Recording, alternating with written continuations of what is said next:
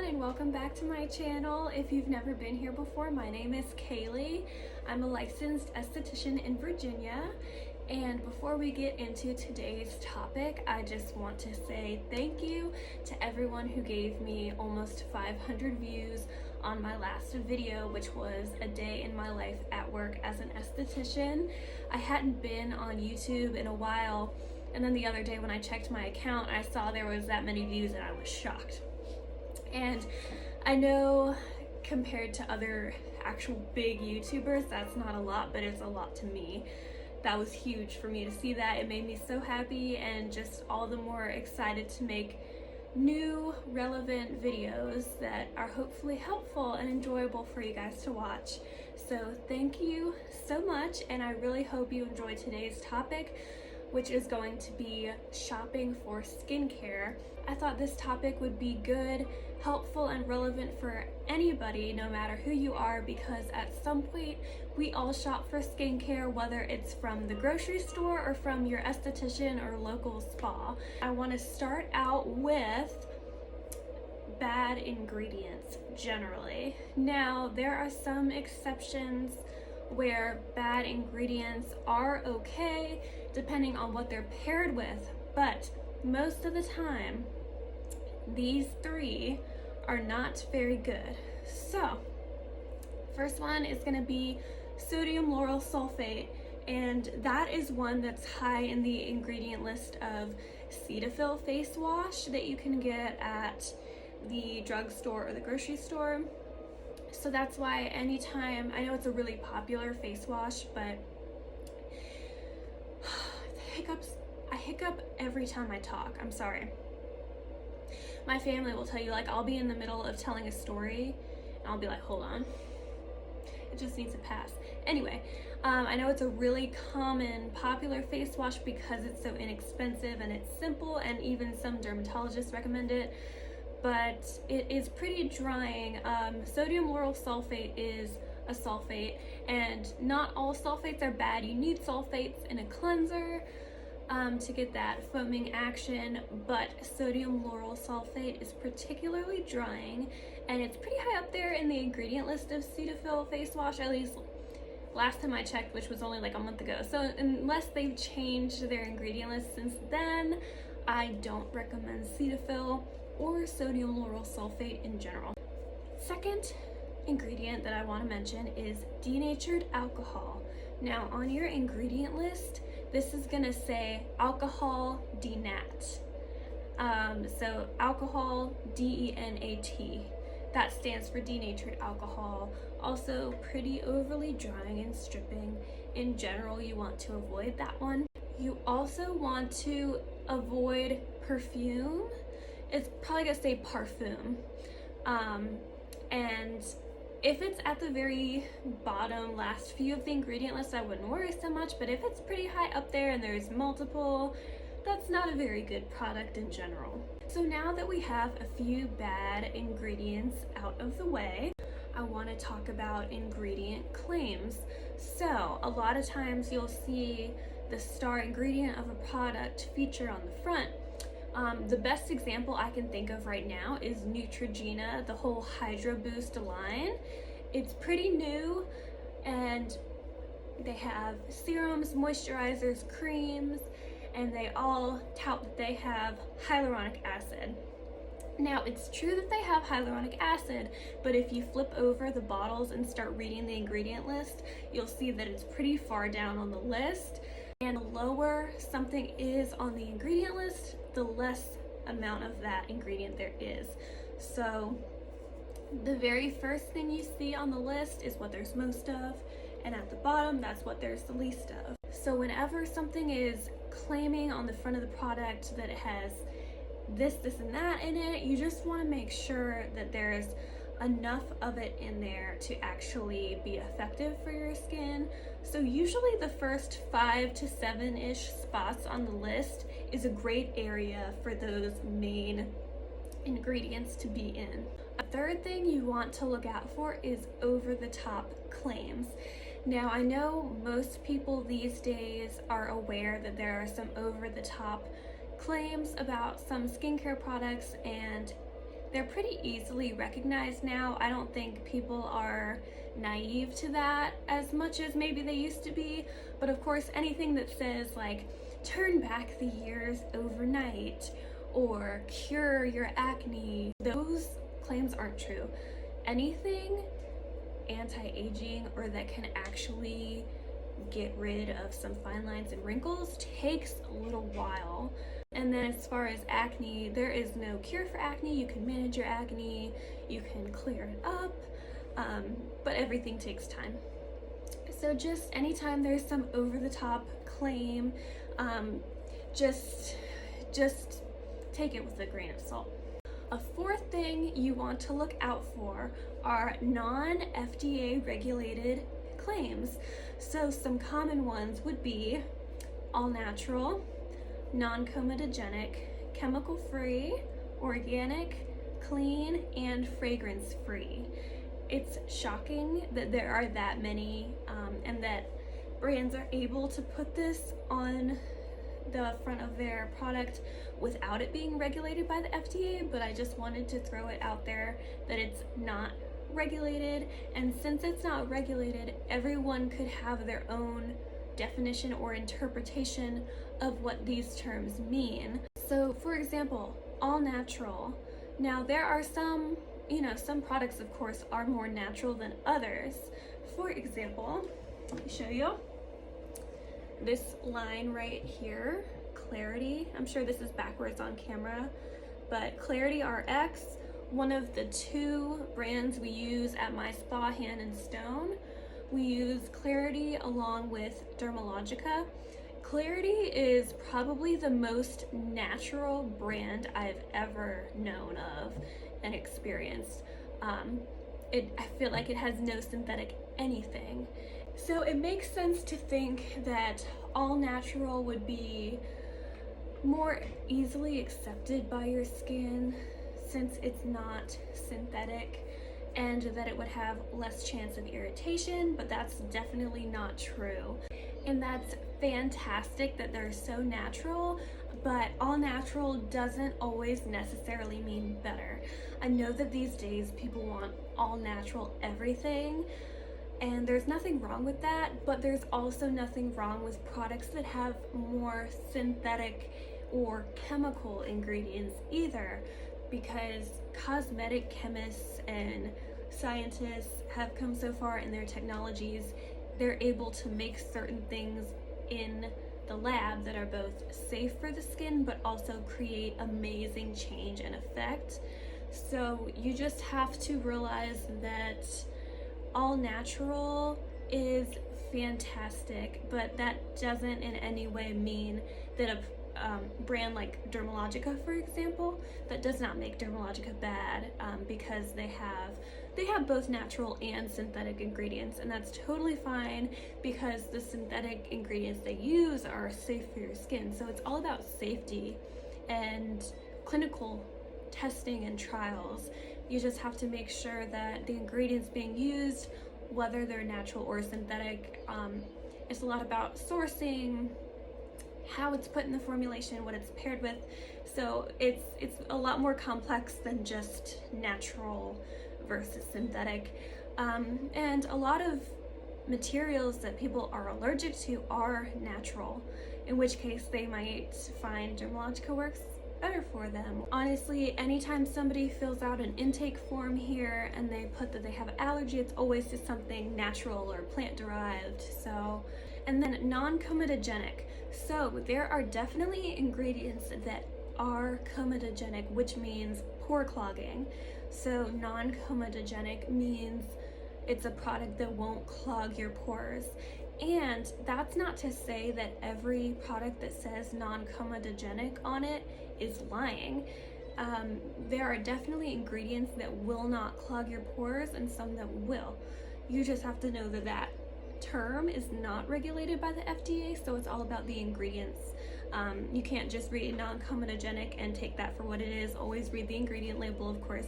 And then chemical-free, this goes back to the synthetic thing kind of. So let me put it this way.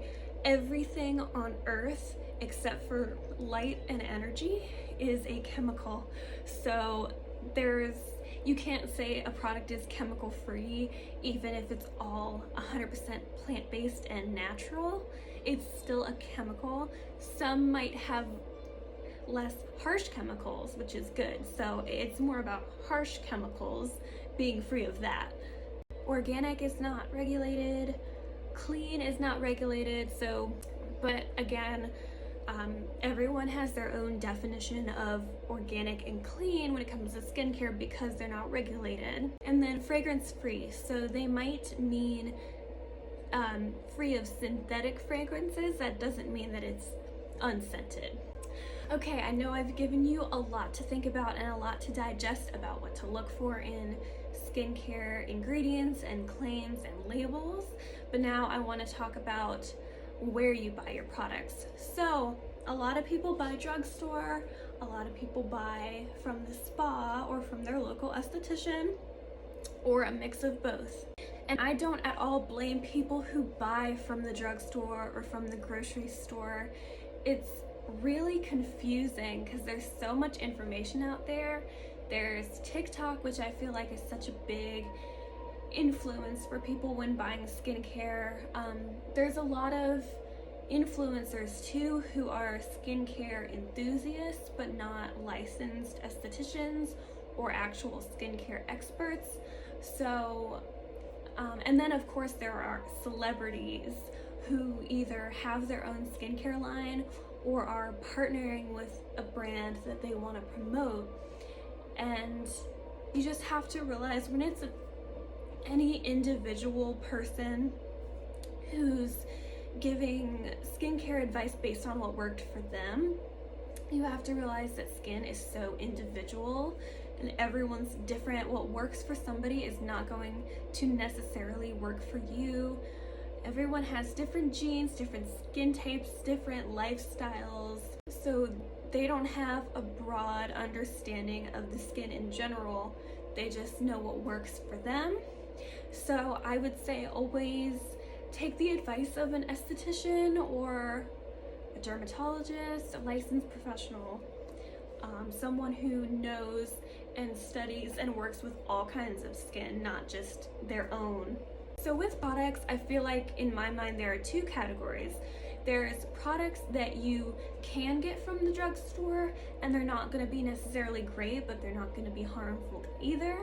And then there are products that I think you really have to invest in and get it from your local spa or esthetician, get professional grade brands in certain products.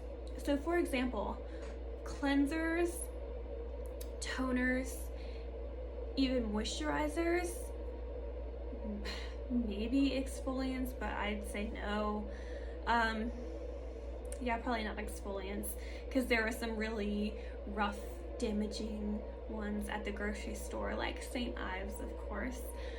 So I would say cleansers, toners, moisturizers, as long as you're getting a brand that has decent ingredients, you can get it from the drugstore, but nothing you get from the drugstore is really going to cause true change in your skin or get you real, fantastic, noticeable results. So for example, I know CeraVe cleanser is super popular, and I don't think there's anything wrong with cleansing with CeraVe personally. There's nothing harmful in it. I've looked at the ingredients. There are a few ingredients in there that are good for your skin, but most of them are just medium. So most of them are just cleansing, but not giving you any additional benefit beyond cleansing. It's just a very simple, gentle, plain old cleanser. Now, I know that a lot of dermatologists, in fact, it seems like every dermatologist recommends CeraVe, and the reason for that is because actually, so you might have heard me talk about her before, but Tess Zolli, I love her. I listen to her podcast, I watch her YouTube videos, I talk to her on Instagram. She always answers any question of mine. I asked her the question the other day, why do you think dermatologists recommend CeraVe and other drugstore brands that don't create real noticeable change in the skin. And the way she put it, it's like a light bulb went off in my head. It made so much sense. It kind of made me think, why didn't I think of this? But she said dermatologists are trained to prescribe medicine or prescription topicals that are really strong. So when they're recommending a cleanser or something like that, they want it to be really plain and simple so that it doesn't interfere or negatively interact with the medicine or prescriptions that they're putting you on. They're not trained in professional grade skincare as much as they're trained in medicine. So in that way, I feel like estheticians and dermatologists can work together amazingly because we're both trained in different aspects of the skin. And that's why estheticians will recommend a more expensive, high quality skincare line, and that's why dermatologists will recommend CeraVe. But still, the fact is, anything you get from the drugstore is not going to make a huge, fantastic, amazing difference in your skin. And then you can find a simple moisturizer. CeraVe, again, they have moisturizers too. So, even the Neutrogena Hydro Boost, it's a fine moisturizer. Just as I said before, it does claim hyaluronic acid, and yet it's pretty far down the ingredient list. But if you just want a very simple moisturizer just for hydration, just a very basic moisturizer, and you want to get it from the drugstore, that is fine. Now, there are products that you absolutely, in my opinion, should not get from the drugstore or from the grocery store, and that would be your retinols, your brighteners, your AHAs, your vitamin C. So basically treatment products or active ingredients, which are ingredients that are to target a specific goal. So retinol can target anti-aging. It can also help acne a little bit. AHAs, or alpha hydroxy acids, are to target aging. Vitamin C, of course, is such a popular ingredient in usually the form of a serum. It is the gold standard antioxidant, so it's best worn during the daytime to protect you from free radicals and pollution throughout the day. Those are ingredients slash products that I really suggest you invest in if you're going to use them. And if you're not using these actives, I recommend going to an esthetician and talking to them about them, because chances are one or multiple of these are right for you. They're incredible active ingredients that are going to give you such amazing results over time. So let's start with retinol. Retinol is a retinoid, and retinoids are vitamin A derivatives. Retinol is the most popular of the retinoids, and it's easily found. It's at drugstores. You might see L'Oreal has it, Olay has it. It's also given out in the form of a prescription by the dermatologist, whether it be topical tretinoin or oral Accutane for acne. Yes, that is a retinoid. It's just an oral form of vitamin A. So retinol works by speeding up your cell turnover, which is, in a healthy skin, approximately 28 days. And that cell turnover is meaning the time that a new daughter cell is created from a stem cell deep in your dermis, the time it takes for it to get all the way to the part we can see, which is our stratum corneum, the outer layer of our epidermis. But as you age, that dramatically slows down over time. And then with acne, sometimes you have hyperproliferation of the cells and you get clogged pores.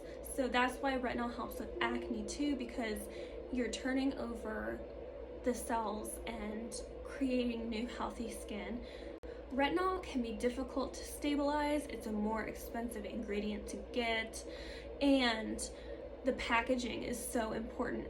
So for retinol, you want as airtight of a packaging as possible. Any air getting into the retinol can cause it to not be stable anymore. And everything I'm about to say about the packaging goes for vitamin C as well.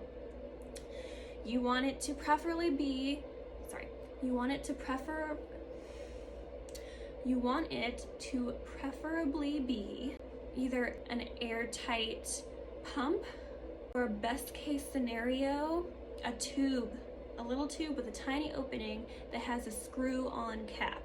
You don't want to get a retinol or a vitamin C in a jar, and even in a serum that twists and has a dropper, you're still exposing it to a lot of air. But the jar is the biggest problem because obviously that gets exposed to the most air, and also you're dipping your fingers in it, which can just create bacteria living in the product. It can cause it to decompose faster and not be effective.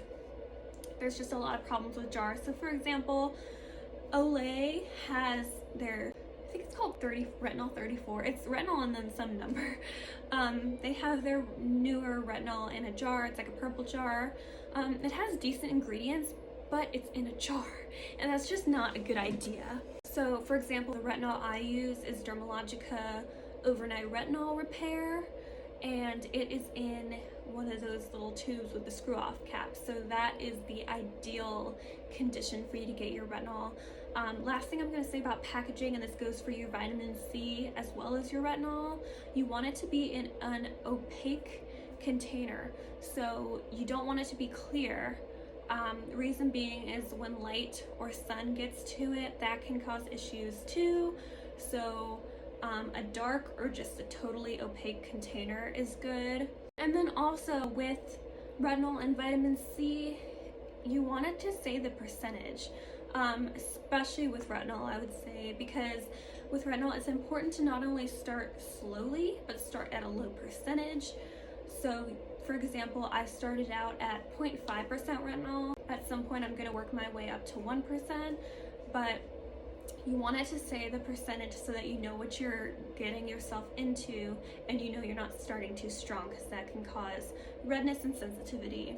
Same with vitamin C. You want to start, if it's L-ascorbic acid, which is the best vitamin C, that's very pure and potent, that's vitamin C in its purest form. You want to start around 5%, then you can do 10, then 15, 20 is your peak. There's no need to get a vitamin C serum, moisturizer, any vitamin C product over 20%. At that rate, you're getting plenty antioxidant protection at 20. You're even starting to get the benefits of antioxidant protection at 5%. Going over 20% is only going to cause irritation and sensitivity, and you definitely don't want that. So more is not always better when it comes to ingredients, especially active, strong ingredients. You want to always start slowly with everything and work your way up. You don't want to have to go backwards and take yourself off all of the actives and let your skin heal and then try to go into it again, because that's just going to slow down your progress and cause damage. I know it's tempting to get all your new products and just use everything at once, but you want to slowly get into it to make sure your skin can adjust. Same with brightening products, which is usually AHAs. There's also kojic acid, licorice root, things like that, but AHAs are the strongest as far as the brighteners / anti-aging acids. You want to invest in those as well. Same thing, they're kind of hard to stabilize, they're hard to obtain, they're hard to properly formulate. And I actually had a client who said she got an AHA product from Marshall's because it was dirt cheap, in her words, and that's just not a good idea. Anything that's dirt cheap, especially when it's an active ingredient product, is just not a good idea. If it has any of the ingredient that it's saying it has, it's going to be in such a small amount. For example, I had been wanting to go to World Market for the longest time. There's one right near my house, and yet I hadn't ever been to one, and I've lived there for over a year. So I finally went to one during my lunch break the other day, and I was looking at their skincare products, because anytime I go into a store, I think it's fun to look at the skincare products, and I was thinking, okay, this is World Market, like this can't be good, whatever skincare they have here. So they had a retinol serum from a brand that I had never heard of or seen before. I read the back, retinol's dead last. So instead of spending little bits of money here and there trying things that won't work and might even cause you some damage, I just think you should take that money, save it up, and invest in a $60, $80 product that you know is safe, that you know comes from a good source. And the last thing I'm going to say is don't buy your skincare on Amazon. I know Amazon is such an amazing place for so many things. Trust me, I'm a Prime member, so I know it's awesome how you can order something and get it within the next 2 days. It's so convenient, so good for so many things. Skincare is not one of the things that it's good for. The reason being is because products on Amazon, for a fact, a lot of times are expired, harmful, or they're fakes impersonating another brand. So for example, once somebody ordered a Dermalogica product off of Amazon, it caused this horrible reaction on their skin, so they emailed Dermalogica, and Dermalogica asked them for, I think, the batch serial number, and they looked it up and they found that it was a fake. So it can look just like this. It can look just like the Dermalogica products, but be a fake. So I know it's so quick and easy and convenient to get things from Amazon, but please refrain when it comes to skincare. Take that money to your local spa where you get facials, talk to your esthetician. That way, not only are you supporting somebody you know and trust, and you're helping them out by purchasing products from them, but you know you're getting the real thing and you're investing your money in something you know is going to be great for you. You know you're not going to have money going down the drain towards something fake, expired, or harmful. So that's all I have for you guys today as far as skincare shopping tips. I really hope this was helpful and enlightening for you. If there's anything I didn't cover or anything specific that you have a question on, please comment below and I will respond to you. Thank you so much for watching, and I'll see you guys in the next video.